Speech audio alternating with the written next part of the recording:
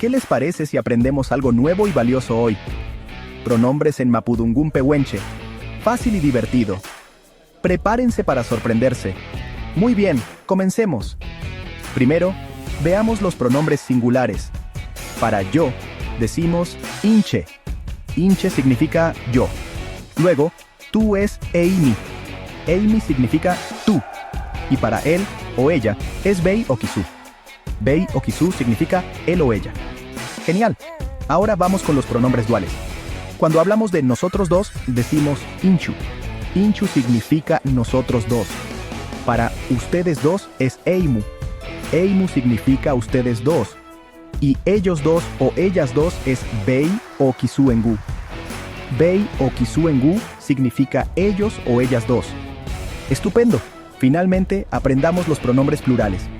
Nosotros es inchin. Inchin significa nosotros. Ustedes es eimun. Eimun significa ustedes.